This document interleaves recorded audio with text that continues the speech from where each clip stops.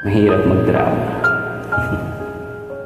Try this one. Okay. I have this one.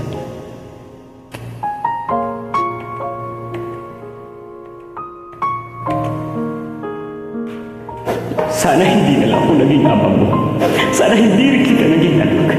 Ngayon, kung iniisip mo na hindi mo ako pinili bilang ama mo, sana maisip mo na hindi ito ang buhay na pinili ko para sa inyong mga anak ko.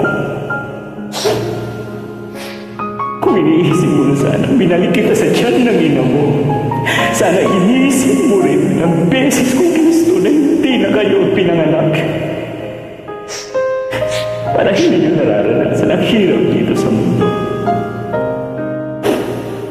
Pero nandito na ako. Nandyan kayo.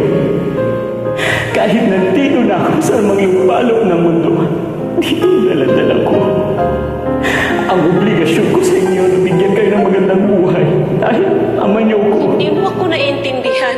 Hindi ko hinihingi lahat-lahat yung mga binigay niyo sa amin. Kayo ang may gusto nun, hindi ako. Dahil mahal ko kayo. Dahil mahal ko kayo.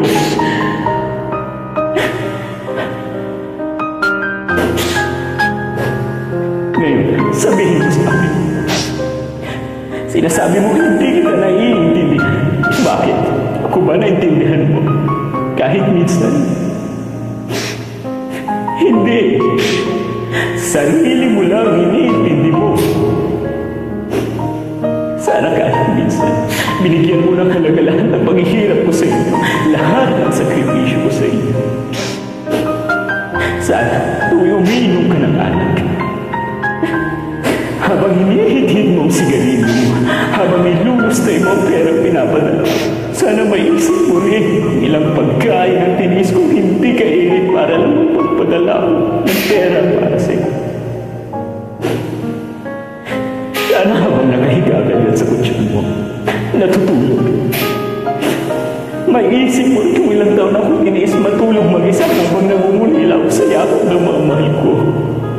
Sana maisip mo kahit konti kung gaano kasakit sa akin ang mga laga ng mga batang hindi ko gaano.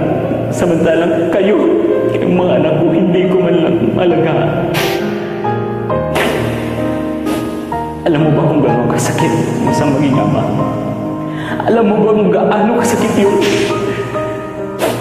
Hindi mo ako kayang ituring bilang isang ama mo. Respetuhin mo man lang ako bilang isang tao.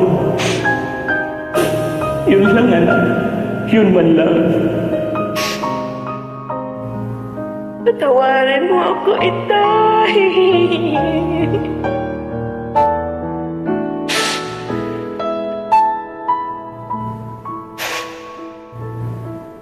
Thank you so much. Thank you.